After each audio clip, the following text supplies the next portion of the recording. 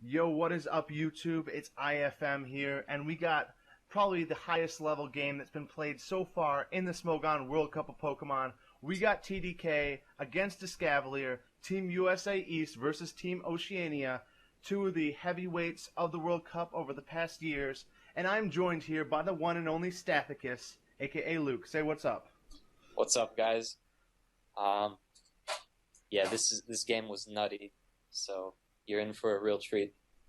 Yeah, this is just a crazy game, and as you guys can probably tell from the team matchups, TDK has a little bit of a rough team matchup. Luke, why don't you tell them why? Um, so down there in the bottom left corner, you might see a Reuniclus. Um, and if you look back up at TDK's team, you see a bunch of Pokemon that can't really beat Reuniclus. Yeah, pretty much the entirety of TDK's team just gets butt fucked by a Reuniclus. So, the fact that this game is as high level as it was, and Reuniclus didn't just straight up sweep, just plays just a massive amount of, like praise towards TDK with the way he was able to maneuver this game. But anyways, it should be starting up in just a second, and once again, you got a Escavalier on the left side, TDK on the right, for IFM and Luke. Let's get into this fucking match. And as you can tell, Escavalier is leading with the Scizor here against the Gardevoir, and they're probably both going to be the Megas. So TDK is just going to switch out to the Infernape because it's a pretty hard counter to the Scizor, and Escavalier is going to read him pretty well there and go into the Heatran. Yeah, so right off the bat, Infernape, since it's a bulky ape, it pretty much hard counters Scizor, just like completely. But in turn, it's hard countered by Reuniclus. Yeah, and anytime Reuniclus is going to get in, it's going to start, throwing out a little bit of damage because, as like we were saying, TDK doesn't have a whole lot to handle the Reuniclus outside of just stalling it out. So Reuniclus here goes for a Psyshock, and that's one Psyshock PP used, and Hippowdon's going to take a little bit of damage, but he's going to be able to get rocks up right here. So Kyurem comes in, hasn't really revealed its set. TDK actually doesn't have a whole lot for this either. He can try to like switch around it and stall it out, but like that's really the best option he has. You see there, he goes into a Starmie, which does not take that well at all. Yeah, and it shows you what he has for this threat. Yeah, it's taken 48% from that crit Ice Beam, and that means just, the Volt Tackle or whatever, it's just going to kill it next time. Whatever the fucking electric move he has. Anyways, so now he decides to just, switch into his own Kyurem, and as you can see, Escavalier is able to get the switch out into the Latias and get a little pressure onto the Kyurem as it threatens with something like a Life Orb Draco Meteor here. So, TDK actually could live a Draco and KO the Latias in return, but he needs that because he's a Salt Vest. Sorry, revealing sets, but just trying to get into TDK's mindset a little bit. He needs to keep that Kyurem to fight the enemy Kyurem, so he can't let it take damage even if it meant getting a kill. Yeah, like, he could not just afford to take a Life Orb Draco Meteor willy-nilly because it would just leave him massively wide open to the Kyurem with nothing that can really switch in against each of the Kyurem's attacks and just force him to play around it and, eventually just succumb to it.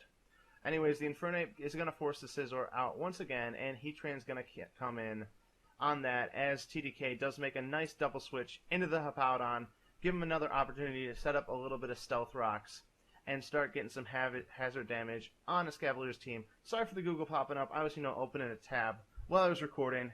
Not my brightest move, but shit happens, right? So yeah, I guess a lot of this game is just it's gonna come down to jockeying around for hazard damage, dancing around these threats. Rocks really kind of weigh hard on Escavalier's team. His Kyurem is weak to rocks. We just saw there that Ice Beam did nothing. So essentially, TDK's Kyurem counter is a Kyurem. So he's just going to have to keep pressuring it like that if he wants to have a chance in this game. Yeah, basically his win condition is the way I see it, is he has to make a ton of smart switches and just get the hazard damage to start racking up on Escavalier's team as he forces things out with nice double switches. Because stuff like the Heatran, you saw that it didn't have leftovers. Stuff like the Curum's taking 25% each time it comes in. And if you can get the right Pokemon in on them, you'll force them out immediately, make the hazard damage rack up, and eventually start to whittle them down. Anyways, Reuniclus is in again. Obviously, he's not taking anything from the hazard damage. And TDK is going to start off a series of miraculous plays here, going for the taunt on the Latias as it comes in. And now Defog's not going to be able to be thrown out, and Stealth Rocks is going to stay up on the field for a couple more turns. And he follows that up with another great play on the Heatran, taunting that as it comes in. So now Stealth Rocks aren't going to come up in retaliation, though he is forced to switch out the Skarmory right there. And for everyone keeping out count out there in the crowd, that's 2 taunts used so far. So what we just saw here is actually pretty important.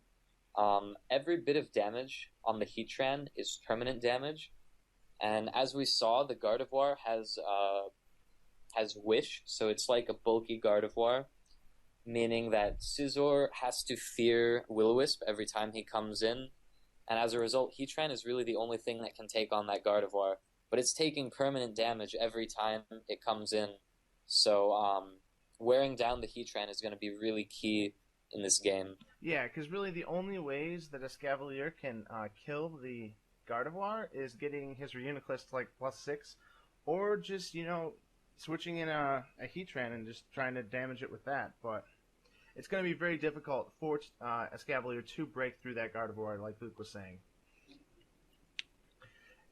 And here's another, Escavalier is able to once again get the rocks off the field right here, though, with that Defog. So now he's going to be able to freely switch in the Heatran at really much any time and not have to worry about the Stealth Rock damage, though it does take a Hyper Voice and take it down to 25% gone.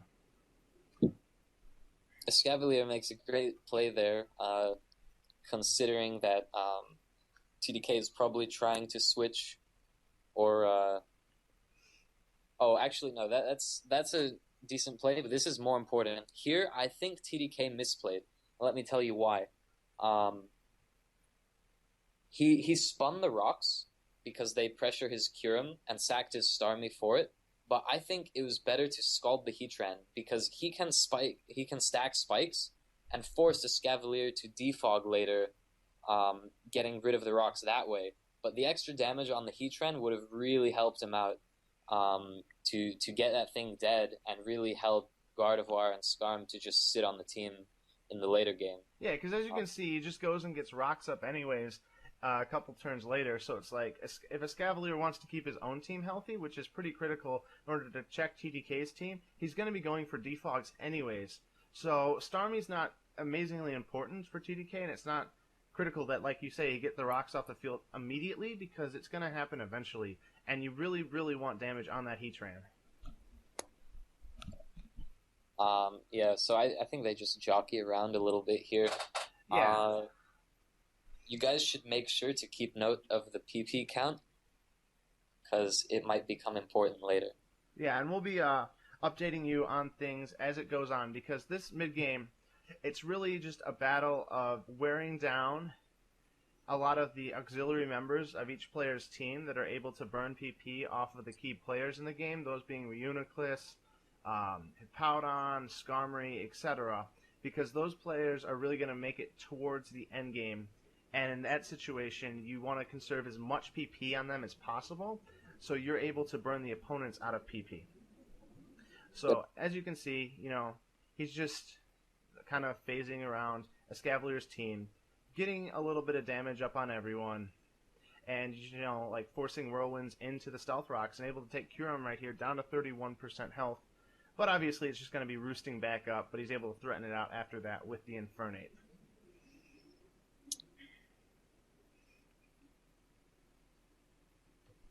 Interesting play there by Escavalier, staying in with his Kyurem on the Infernape, not being afraid of the fighting move, even though Kyurem is a huge key player in this game. I guess he just has balls of steel, or he predicted the double to try and catch the Reuniclus. Yeah, definitely showing some balls of steel right there. And the other thing is, I believe the last 2 times in that situation, TDK had gone for a low kick and just hit Reuniclus for like no damage. So I think he felt pretty safe that TDK was going to make a different prediction on that time instead, and decided, I can risk this, I can stay in, and I can get some pretty key damage on the opposing Kyurem, because now it's sitting below 50% health, if I recall correctly. Or was that Gardevoir that he hit with the Earth Power? That was Gardevoir. It was Gardevoir. Anyways, yeah. So now Toxic's going to be set up on Hippowdon, and that's going to definitely lower the amount of time that it's going to be able to stay alive. I'm a little bit apprehensive about leaving the Hippo in on Escavalier's Hippo, because as we saw earlier, Heatran was actually the Stealth Rock user on Escavalier's team, which makes it like reasonably likely that something like Toxic or Stone Edge is going to be on the enemy Hippo, of which he has a Heatran and a Reuniclus for Talonflame. So Toxic seemed like a pretty obvious move. Yeah. So, yeah, and it'd be obviously completely safe just to switch in your Skarmory on that, because it's not going to be taking anything from Stone Edge, and it allows you to start getting the pressure up with spikes or stuff like that, or just taunting Latias as it comes in. And as you saw a couple turns ago, Reuniclus actually went for his first Focus Blast of the game. This is going to be his second. So now he's sitting with 6 Focus Blasts left. And Focus Blast is really going to be the only move he has to potentially break through the Skarmory. We also saw there that Focus Blast did about 33 to the Skarmory, so it's a Spadef Skarmory.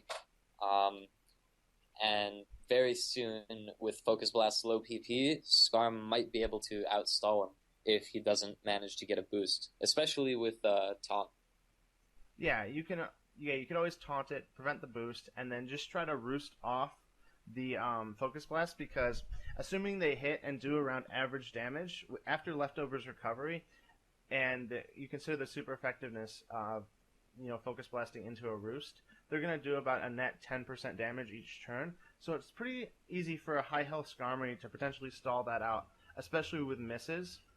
Because, the chances anyways of you hitting like 4 or 5 Focus Blasts in a row are ridiculously low. Hitting 2 in a row, I believe, has a 49% chance of happening.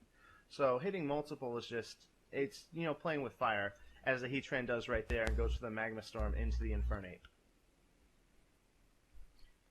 Anyway, in the meantime, there was a series of great plays by TDK, taunting the Latias as it came in and forcing everything else to take hazards.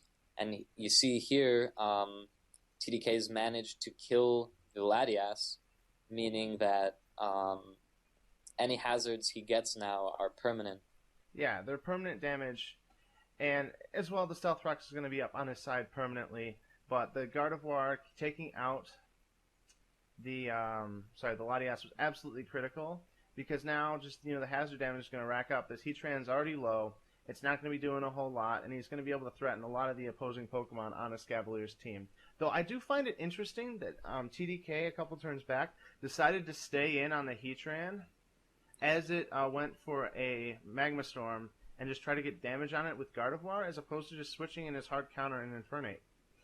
Yeah, I found that a little bit dubious as well, especially when Gardevoir not only heals his own Kyurem to deal with the enemy one, but also threatens to burn the Scizor and do pretty much the most immediate damage out of any of TDK's Mons. Yeah, most definitely, because nothing really wants to take a pixelated Hyper Voice, because that's just going to do ridiculous damage. But he is able to get the Stealth Rocks up once again after Gardevoir is taken down thanks to the Magma Storm and Lava Plume damage. But unfortunately, that immediate damage is going to be gone from the game. But as you see, Infernape is a fairly safe switch-in to Heatran. It only takes about, after some extra damage, takes about 50% from that move, and able to slack it off quite easily. So I do find that, that switch, that stay-in a little bit odd. I think Gardevoir definitely could have come into play later on in the match if TDK had needed it. And So nice double switch there by Escavalier, but his Heatran is hurting. It's down to its last switch in for good. yeah, and it's going to take the opportunity just to throw a Lava Plume out. Already burned through a lot of the Magma Storm PP, but Infernape's really not going to care about that at all. Just going to tank it up with Slack Off quite easily, and if he wants to, he can take a kill with a low kick or just something like that and just get some momentum going back to his side. As you see, though, he's just going to low kick the Hippowdon instead. Do, a respectable 22% damage, but nothing that's going to last for too long. And this is going to give TDK the opportunity to get Skarmory in once again, as Escavalier decides to sacrifice his Heatran to the Stealth Rock damage. Maybe he hadn't calculated it quite exactly, and either way, it is going to die there.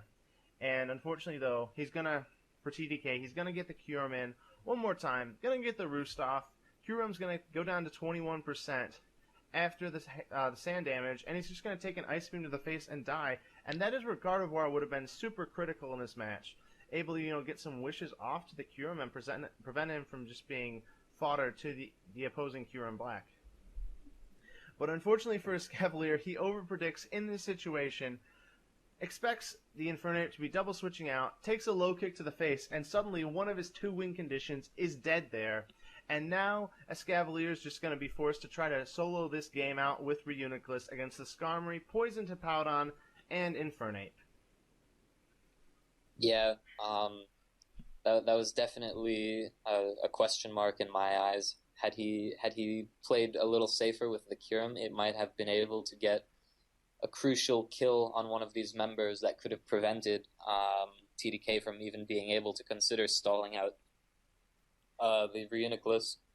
But he sacks it there, so he doesn't have access to that anymore. I believe Skarmory can live the Stone Edges until they're out of PP at this point. Yeah, but the issue with living the Stone Edges until they're out of PP is then you're super low and you can't roost off too many Focus Blasts. That's true. So we'll see how TDK jockeys around this. He's actually gaining health very slightly by roosting on Earthquakes. So yeah, he's able to gain health by roosting on Earthquakes, and anytime that Hippowdon overpredicts and goes for an Earthquake into a Spike or something like that, that's another 6% health. As you can see, two of them right there. Now Skarmory's sitting pretty at 61% health, as one of the final Stone Edges is going to miss on it. So now we just have a series where Skarmory is going to attempt to just stall out this Hippowdon and get it low, but unfortunately to do so, he's going to start having to use a lot of his moves like Taunt, etc., that are going to be useful later on against the Reuniclus. And every Taunt PP is vastly important because you want to have enough to waste all of Reuniclus's attacks, and you want to be able to then make it die to struggle and still have enough Taunt PP for that. So that's going to take, I think, around like 13 to 14 taunts to be able to do safely.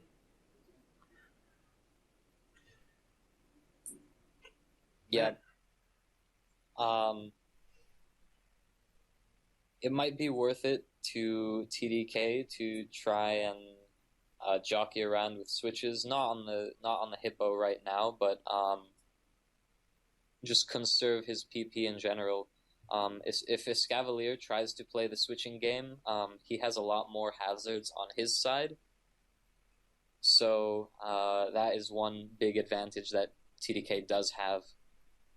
Yeah, the issue though with that is he already let his super threatening Pokemon in Gardevoir die, as Indeed. opposed to going into Infernape on that Heatran, and as a result, he's not able to A, heal his team with that, and B, not able to threaten a lot of Pokemon like this Hippowdon out. So as a result, he's forced to just play the long game with Skarmory, and there's not going to be a whole lot of situations where they can kind of jockey around with switches, because Escavalier's sitting with this Hippowdon, Reuniclus that obviously doesn't take hazard damage, and then the Scizor that's sitting at about 50% health currently. So 2 switch-ins to hazard, it's dead. Hippowdon right now is at 2 switch-ins to hazard, and it's dead as well. So it's not going to give a whole lot of chances for Escavalier to try to play the switching game. And on TDK's side, he doesn't really have a whole lot that can switch into the Hippowdon. Obviously, the Infernape is going to take massive damage from an Earthquake, and his own Hippowdon sitting at about 50% health and is toxic, so it's not going to be long for this world. Yeah. And why don't you explain the situation that we've got going on right here? So TDK wants to basically, to conserve a little bit of PP, he wants to get the Hippowdon to the range where after it's taunted and Skarm switches out, the Hippowdon is dead to hazards. So he had to taunt it to 2 leftovers recoveries below Hazard's death range. So he had to use a lot of taunts there. Yeah, he had to use a ridiculous amount of taunts there, which is super important. And as a result, Escavalier is able to just burn like a ton of PP. But the cool thing about that play for TDK was he was able to switch the Hippowdon in on the Earthquake. Then, through a combination of the poison damage the next turn and the Earthquake damage, die so that it was able to. TDK was able to switch the Skarmory straight back into the Reuniclus instead of being forced to have the Hippowdon in the Reuniclus and potentially risking a +1 on that Reuniclus. So, anyways, the taunts are going to start getting thrown up here, and now TDK is just going to play the long game, go for the spikes, get another taunt in on the Scizor on the next turn. But as you can see, it's going to be the Mega Scizor, and once it Mega Evolves, it is faster than Skarmory, so it's not going to be able to Skarmory's not going to be able to deal with Scizor without switching out. He's got to go into the Infernape right here, and it's going to give Escavalier a chance, for a couple 50-50s to really decide this game down the end.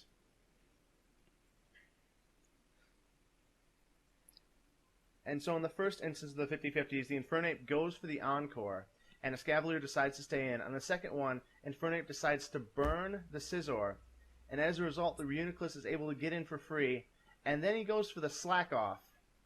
And now Reuniclus is just going to start setting up Calm Minds after being Encored, and things are looking very rough for TDK as he does not have Whirlwind or any sort of phasing moves left after that Hippowdon has fallen. So he's going to let the Reuniclus get up to +2/+2, and the Encore is going to end right as he goes for the taunt. Obviously not quite understanding the mechanics quite as well as he would have wished. So anyways, the Reuniclus is going to go for the Focus Blast, going to get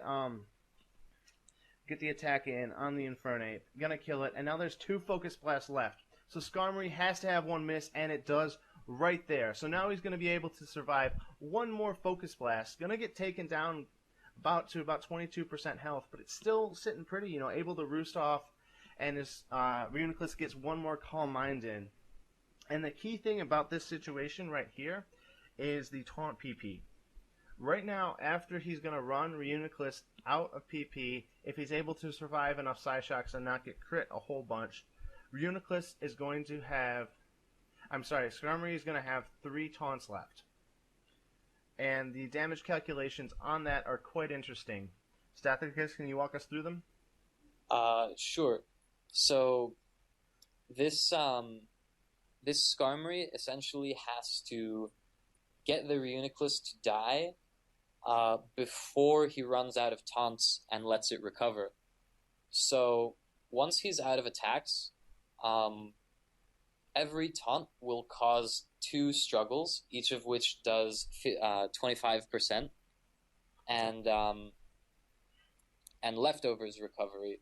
So with all that in mind, by the time the last taunt wears off, the Reuniclus has to be in Iron Head kill range, which is 15%. So he has to take 85% total after all the leftovers and struggles and Iron Heads are all said and done. So every taunt gets 2 struggles, which is a total of 50% damage minus 12, so 38 per taunt cycle. And every Iron Head does 15 inside the taunt cycle, so we don't have to count leftovers there. So yeah, it's going to be really tight. He needs to get 85 total using 38 each from the 2 taunts and an Iron Head damage. But if he Iron Heads and flinches, as you guys just saw, he doesn't have to struggle. So that's absolutely crucial. And once again, another Iron Head and a flinch. And so the base situation here is 1 Iron Head and 4 struggles kills. The other situation is 2 Iron Heads and 3 struggles kills. But as you can see, there's already been 2 flinches, and once he switches out to Scizor here and refreshes the taunt, there's going to only be the opportunity for 2 more struggles. So in order to pull this off, he's going to have to roll no more flinches on the first 2 struggles, and then he's got to get 2 more Iron Heads in. So he's got to get the Iron Head and then the flinch on the last Iron Head, and then 1 more Iron Head to finish him off. So it's really just going to come down to, can TDK get these rolls to go in his favor right here? And he's going to go for the taunt. Reuniclus is going to be sitting at 82% health, going to go for the Calm Mind, and, just so he doesn't use up, actually that's obvious, he's going to go for the Calm Mind. Sorry about that. And here's the first Iron Head here. And Reuniclus is going to struggle. There's no flinch there. Down to 47% health. So once again, we need 1 more Iron Head to hit without flinching and a struggle. And then following that, an Iron Head flinch for TDK to be able to pull this victory out. Going to go for the second Iron Head there and another struggle. And now Reuniclus is going to be sitting at 18% after the leftovers recovery. Is TDK going to be able to pull it out? Come out with a miracle victory against Reuniclus that he has no counters against? And he goes for the final Iron Head. And unfortunately for TDK, it is not enough. Reuniclus is able to get the recover off. And now the game is pretty much over as TDK has 1 Iron Head left, and he's not going to be flinching through the Reuniclus anymore. He's going to forfeit the match there. Escavalier is going to win the battle and take home a win for Team Oceania against Team East. And I think this match highlights pretty well just the importance of conserving PP in a long game. I believe there were 2 situations where TDK taunted when he didn't need to, and as you can see at the end, that kind of bites him. In addition to the Gardevoir dying, which it could come in now later on in the game and participate in the PP war. So when you're playing the long game, you really don't want to sacrifice Pokemon at all. Luke, do you want to say anything about that? Yeah, so obviously this came down to the wire. 1 more PP would have saved him. There were a couple of opportunities. Had he gotten a little bit of damage on the Tran, had he gotten a Will-O-Wisp on the Hippo, he would have, not needed to taunt as much. So that ended up costing him. But overall, I would say a really good game by TDK. He had nothing for the Kyurem, nothing for the Reuniclus, and then it came down to not even 1v1, but with 1 PP left. So yeah, 1 PP really left. Big props. And I ran the numbers, and I think he had like an 80% chance to win there right at the end, just based on Iron Heads, etc., stuff like that. Like his chances were you Iron Head the first time and it doesn't flinch. Then you get 1 struggle and then you just let him struggle the rest. Iron Head after that, you win. The other situation I said was you Iron Head once, he struggles. You Iron Head again, he struggles, or he flinches. It doesn't really matter. You get 1 more Iron Head off without a struggle, and then you just struggle the last time. Iron Head, that kills. Or, obviously, the 2 flinches from Iron Heads, then another 2 Iron Heads with struggles, and then an Iron Head flinch, Iron Head, that kills. So all those situations combined, TDK had a really high % chance of winning, with the highest being that 70% from the first option. So, I mean, obviously, this was just a ridiculously close game, wonderfully played by TDK. Thank you so much, Stathakis, for joining me to commentate this match. Well, thanks for having me. It's been a pleasure watching this amazing game again. Yeah, I can't speak. Well, I can definitely speak for Nails. We were just on Skype together during the game. We just finished playing League, and he was basically having an orgasm about how well TDK was playing the mid game. So shout out to my boy Nails, and thank you all for tuning in to this slightly longer video of TDK versus Escavalier for IFM. This is what you say for Stathakis. Oh, for Stathakis. Yeah, obviously he's a scrub. And so I'm out of here, he's out of here, we're fucking out of here. See you guys on the flip side with the next video. Bye-bye.